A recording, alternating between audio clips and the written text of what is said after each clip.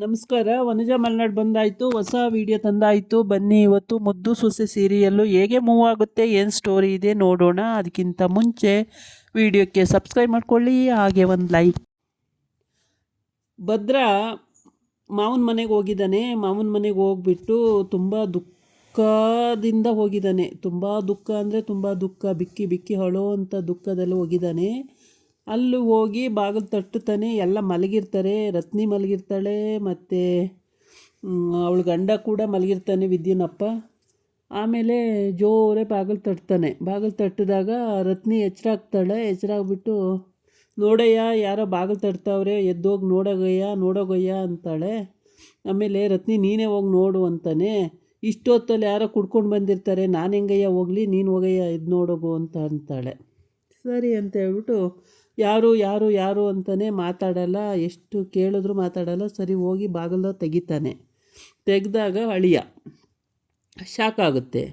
ಆವಾಗ ರತ್ನಿ ರತ್ನಿ ರತ್ನಿ ಬಾಯ್ಲಿ, ರತ್ನಿ ರತ್ನಿ ಬಾಯ್ಲಿ, ರತ್ನಿ ಬಾಯ್ಲಿ, ರತ್ನಿ ಬಾಯ್ಲಿ, ಏನಯ್ಯ ಅದು ಅಂತ, ಬಾಯ್ಲಿ ರತ್ನಿ ಅಂತಾನೆ. ಆಮೇಲೆ ಅವಳು ಎದ್ದು ಹೋಗ್ತಾಳೆ. ಎದ್ದು ಹೋಗಿ ಬಾಯಿ ಮೇಲೆ ಕೈ ಇಟ್ಕೋತಾಳೆ. ಏನಪ್ಪ ಅಳಿಯಂದಿರು ಇಷ್ಟೊತ್ತಲ್ಲಿ ಬಂದುಬಿಟ್ಟಿದ್ದಾರಲ್ಲ ಅಂತ ಹೇಳ್ಬಿಟ್ಟು. ಆಗ ಸರಿ ಒಳಗೆ ಬನ್ನಿ ಅಂತಲೂ ಕರೆಯೋಕ್ಕಾಗಲ್ಲ, ಏಕೆಂದರೆ ಚೆನ್ನಾಗಿ ಬೈದಿರ್ತಾನಲ್ಲ ಅವಾಗೆಲ್ಲ, ಹೆಂಗೆ ಕರೆಯೋದು ಅಂತ ಸುಮ್ಮನೆ ಇರ್ತಾರೆ. ಆಗ ಅವನೇ ಬರ್ತಾನೆ ಒಳಗಡೆಗೆ. ಹಾಗೆ ಅವ್ರ ಹಿಂದೆ ಬಂದಂಗೆ ಇವನು ಮುಂದೆ ಮುಂದೆ ಬರ್ತಾನೆ. ಆಮೇಲೆ ಅಜ್ಜಿ ಕೂಡ ಎದ್ದು ಬರುತ್ತೆ. ಅಜ್ಜಿನೂ ನೋಡುತ್ತೆ. ಅಜ್ಜಿನೂ ನೋಡಿ ಅದು ಒಂಥರ ಅಯ್ಯೋ ಏನಪ್ಪ ಹೀಗೆ ಶೌಕರು ಮನೆಗೆ ಬಂದುಬಿಟ್ಟಿದ್ದಾರಲ್ಲ ಅಂಥೇಳಿ. ಆಗ ಸರಿ ಅಂತೇಳ್ಬಿಟ್ಟು ಅವಳು ಮುಖ ಮಾಡಿಕೊಂಡು ನಿಂತಿರ್ತಾನೆ. ಆವಾಗ ಮಾವ ಕೇಳ್ತಾನೆ, ಯಾಕೆ ಅಳಿಯಂದಿರೇ ಬೇಜಾರಾಗಿದ್ದೀರಾ, ಏನಾಯಿತು ಅಂತ. ಅಯ್ಯೋ ಅಳಿಯಂದಿರು ಅನ್ಬಾರ್ದೇನೋ, ನಿಮಗೆ ಬೇಜಾರಾಗುತ್ತೇನೋ, ಸಾರಿ ಅಳಿಯಂದಿರ, ಸಾರಿ ಬಂದಿದ್ದೇನು ಅಂತ ಗೊತ್ತಾಗಲೇ ಇಲ್ಲ ನಮಗೆ ಅಂತ. ಆಮೇಲೆ ಹೋಗಿದ್ದು ಅವರಿಬ್ಬರು ಕಾಲನ್ನೂ ಇಟ್ಕೊಂಡ್ಬಿಡ್ತಾನೆ ಭದ್ರ. ಇಟ್ಕೊಂಡಾಗ ಅಯ್ಯೋ ಅಳಿಯಂದಿರೆ ಬಿಡಿ ಕಾಲು ಏನು ಮಾಡ್ತಿದ್ದೀರಿ, ಬಿಡಿ ಕಾಲು ಅಂತಾರೆ ಇಬ್ಬರೂ. ಆವಾಗ ಬಿಡೋದೇ ಇಲ್ಲ, ನೀವು ನನ್ನ ಕ್ಷಮಿಸಿದ್ದೀನಿ ಅನ್ನೋವರೆಗೂ ನಾನು ಬಿಡೋದೇ ಇಲ್ಲ ಕಾಲು ಅಂತ ಇಟ್ಕೊಂಡೇ ಇರ್ತಾನೆ. ಆಮೇಲೆ ಅಯ್ಯೋ ಏನು ಅಳಿಯಂದಿರೆ ಇದು, ನೀವೇನು ತಪ್ಪು ಮಾಡಿದ್ದೀರಾ ಕ್ಷಮಿಸೋಕ್ಕೆ, ತಪ್ಪೆಲ್ಲ ಮಾಡಿರೋದು ನಾವು, ಇದೇನು ಅಳಿಯಂದಿರೆ ನೀವು, ಬಿಡಿ ಕಾಲು ಬಿಡಿ ಅಂತಾಳೆ. ರತ್ನಿನೂ ಹಂಗೆ ಅಂತಾಳೆ, ಕಾಲು ಬಿಡಿ ಅಂತ. ಅವನು ಬಿಡೋದೇ ಇಲ್ಲ, ನೀವು ಕ್ಷಮಿಸಿದ್ದೀನಿ ಅನ್ನಿ, ಅಲ್ಲಿಗೆ ಬಿಡ್ತೀನಿ, ಅಲ್ಲಿವರೆಗೆ ಬಿಡಲ್ಲ ಅಂತ ಹೇಳ್ತಾನೆ ಇರ್ತಾನೆ. ಅವರು ಅಳ್ತಾರೆ, ಇವನು ಅಳ್ತಾ ಇದ್ದಾನೆ, ಎಲ್ಲ ಅಳ್ತಲೇ ಇರ್ತಾರೆ. ಆವಾಗ ಏನು ಮಾಡಬೇಕು ಅಂತ ಗೊತ್ತಾಗಲ್ಲ.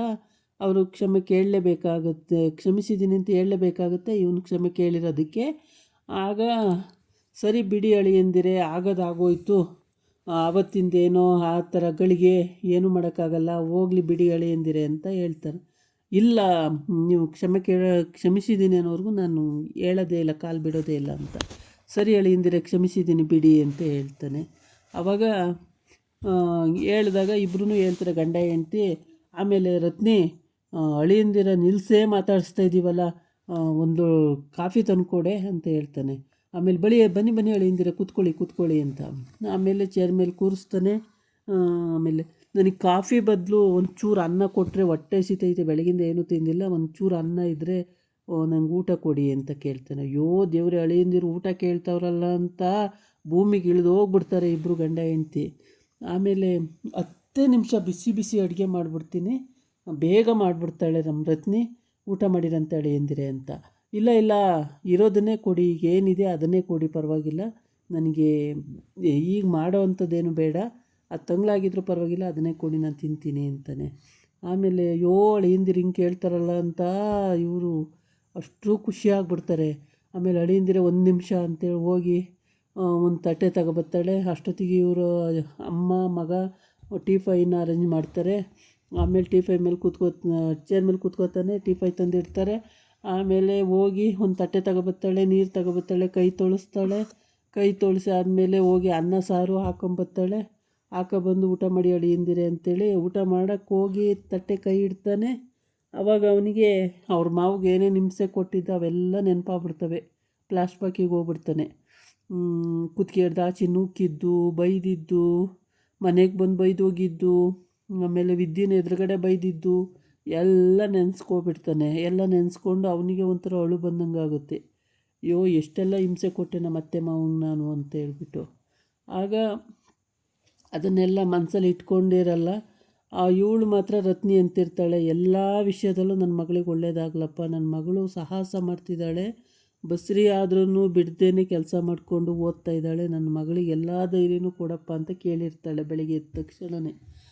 ಆಮೇಲೆ ರತ್ನಿಗೆ ತುಂಬ ಖುಷಿಯಾಗುತ್ತೆ.